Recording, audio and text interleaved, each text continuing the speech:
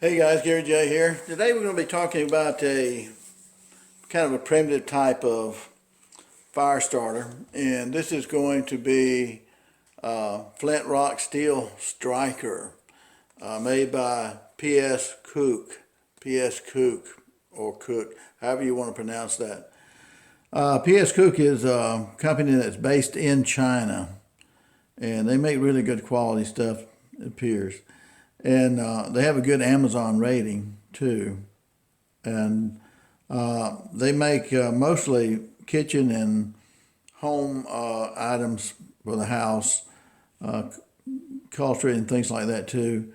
And they make some of the bushcrafters type stuff, a few of those things.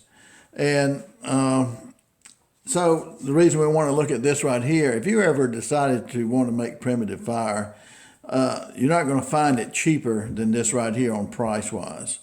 This right here is $19.90, $19.90.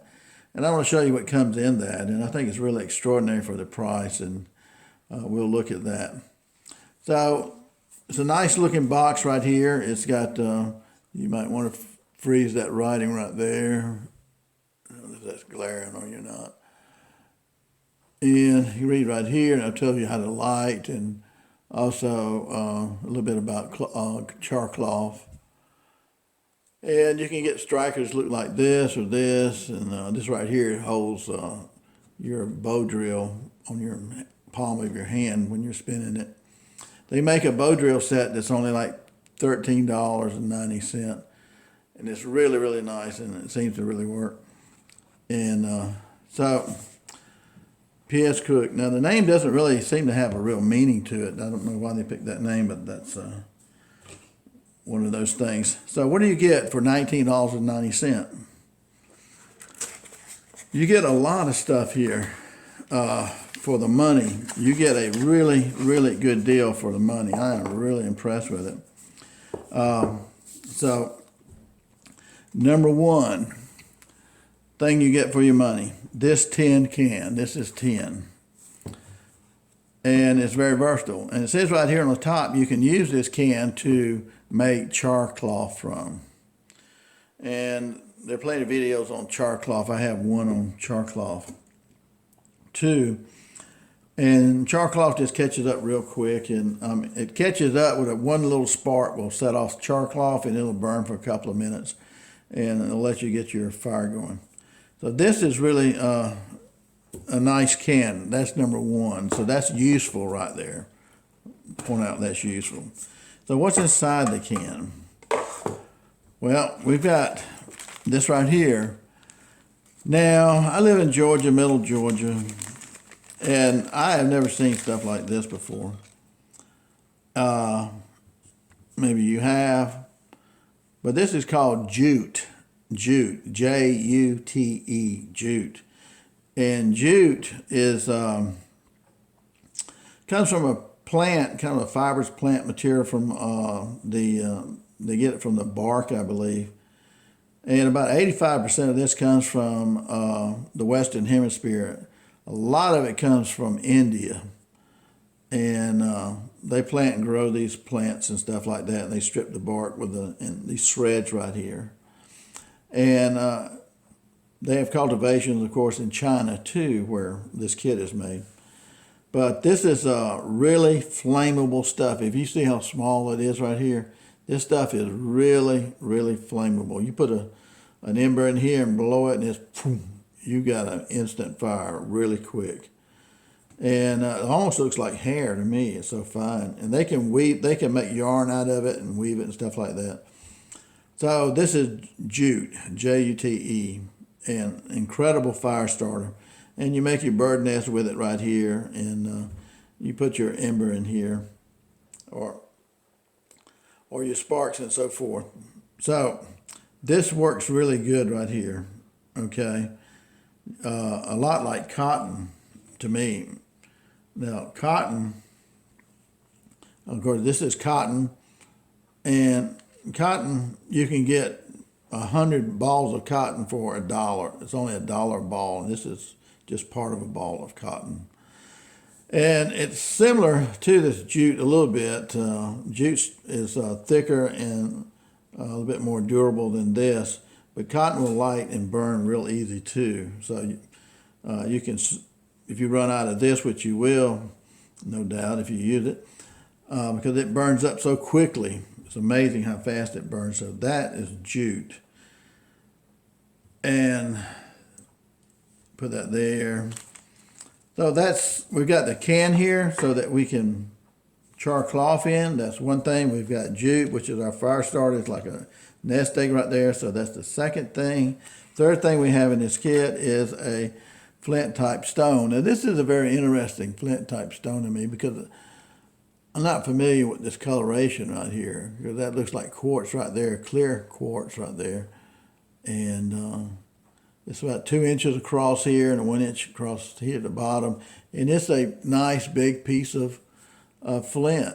And you can get a lot of strikes off of this. And it's hard, but it's not fragile. It's not fragile like regular flint. And they like, this is kind of flint, we know about right here. So anyway, this is just interesting to me, the way that looks. So we've got, that's number 3, right? Can, jute, and our big piece of flint. Third thing is, fourth thing is this right here. Now this right here is called a fire bellow. Fire bellow. This end right here is a 1/2 inch in diameter.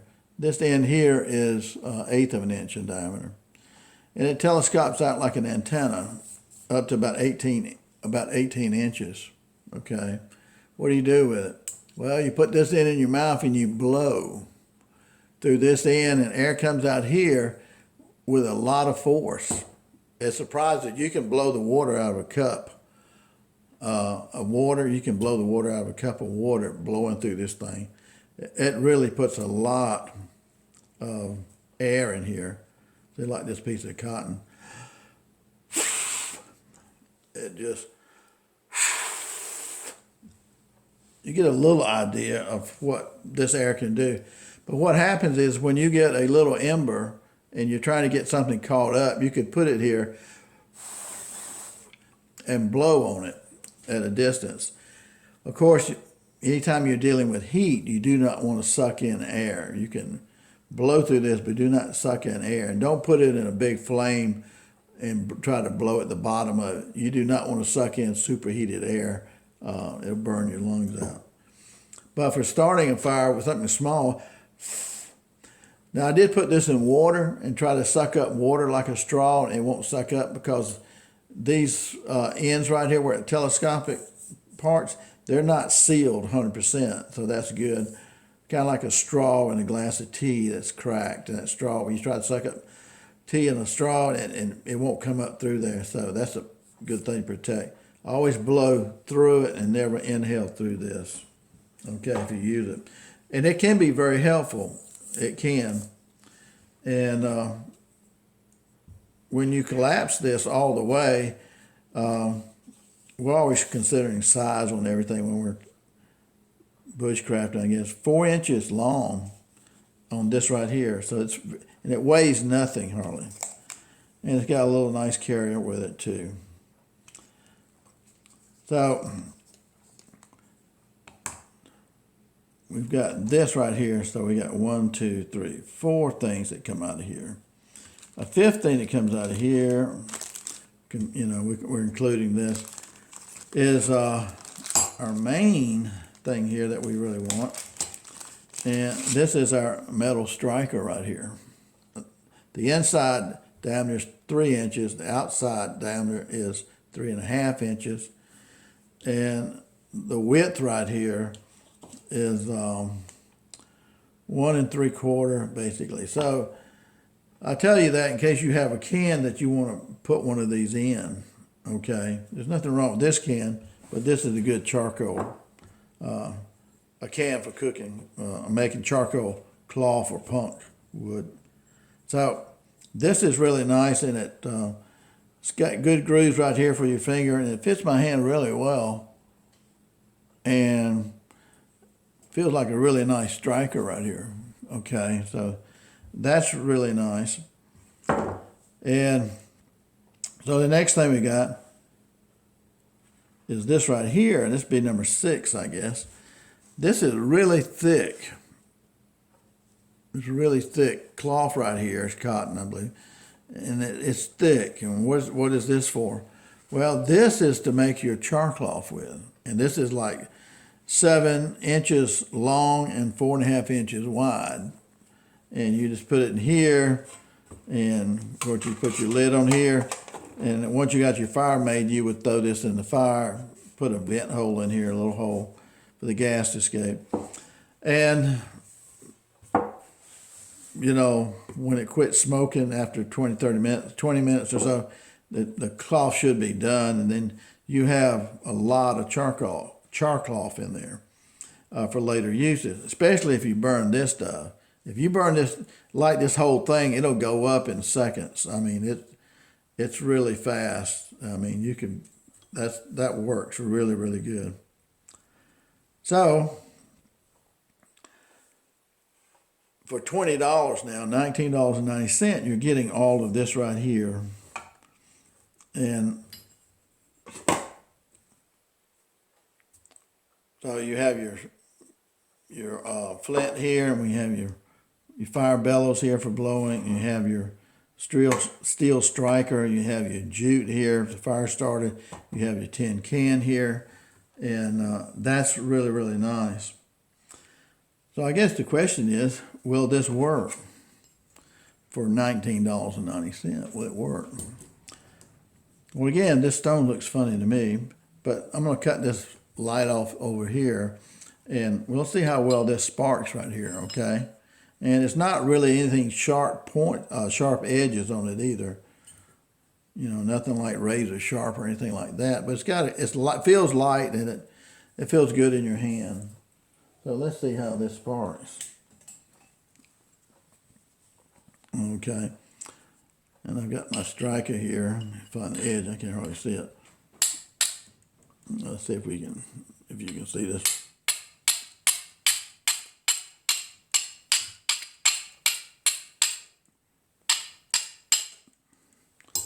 So I don't know how well you could see that, but there were a lot of sparks came off of this. And those sparks not only came off of this, at this height right here, a lot of those sparks continued to be sparks as they fell all the way toward the table. So that's about 7 inches, and they were good sparks, okay? And again, these edges are not that sharp on it. So this rock material, this flint, works really well. It has to have at least 7 on the Mohs scale of hardness. 10 on the Mohs scale would be a diamond, but it has to have at least 7. So it does that, and it shows us too that this steel is just right for it too, because it is scraping off a lot of sparks, and those sparks that are coming off of here seem to be kind of thick sparks too. The sparks seem to be falling downward instead of falling backwards. And it may be because of the consistency of this stone here. So you have to find out how the stone is going to react. So let's see here. That was a good spark.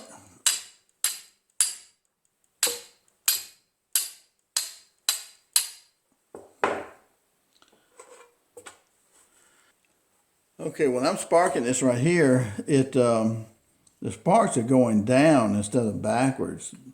So because doesn't have a real sharp edge on it. So let's see how we go here. That was one that fell right in the center.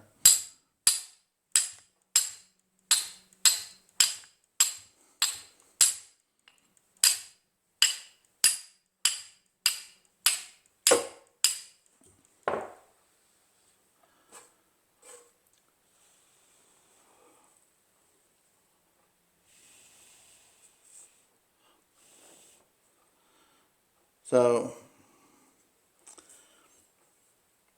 that one,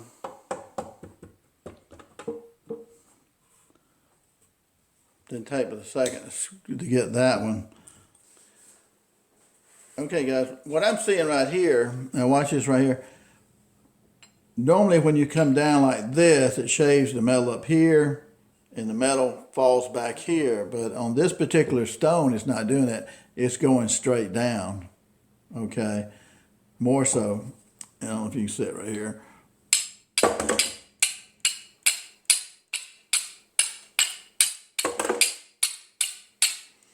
Anyway, it's going down on this stone, which that's okay, but it's got farther to travel to get to the char cloth, but it will catch it on fire eventually. Now, with a piece of flint, the characteristics of it is going to be different, okay?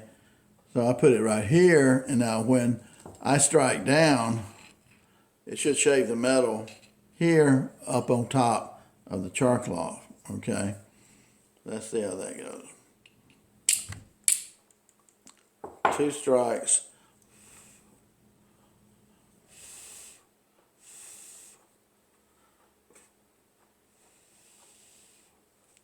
Okay, so I like the way the quartz does on that.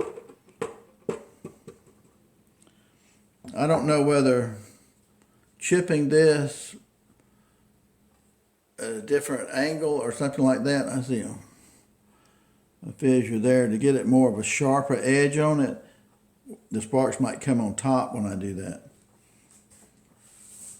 But we only took 2 strikes to do this on the quartz. And we can try that again right here, okay? Ooh, that was a good one.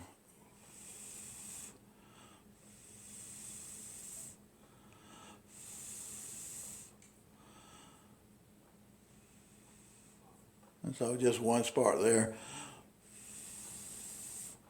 1 strike there, and that works, see? So this flint right here is sharp on the edges. I keep getting low in the camera though. It's sharp, it's low in the edges right here.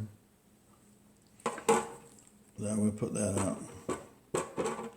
Okay, with the quartz, when you strike it, sparks go on top because it's shaving off the metal and it's going on top. With this stone here, it's not doing that because it's not sharp, I guess, because of the nature of that stone, I guess. I don't know. So we've seen in this kit all that comes in it. Plus high carbon. We have our stone right here.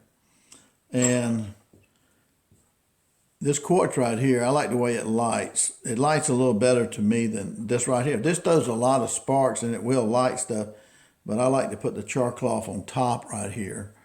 And that way it falls directly on it really quick. Quicker than what I'm getting out of that. But I probably need to play with this a little while and figure that one out. Because some stones are just going to be different. So I would put that one back in there. And then I would take this right here and I would put it back in the plastic bag that it came in. And well, I think this is the one.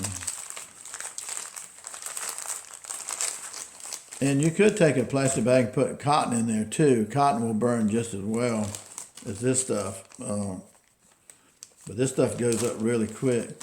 So here you have everything in this kit right here that it came with except for 1 piece of quartz that I put in there.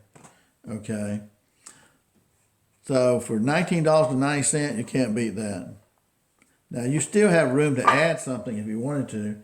If I was going to add something here, I'd add 2 things to it. One would be a small ferro rod, 3 inches, 4 inches ferro rod in here. And the other thing that I would add maybe would be a file, and a file would fit in here good. Remember, this file was a multi-purpose file, and I could use it for a striker here, and I could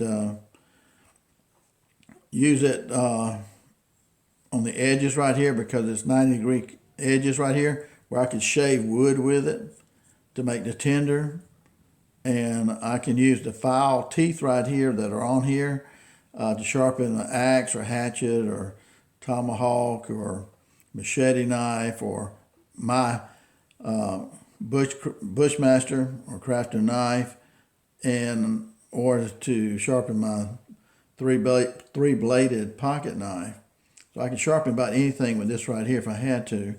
I have this longer one, particularly for sharpening stuff.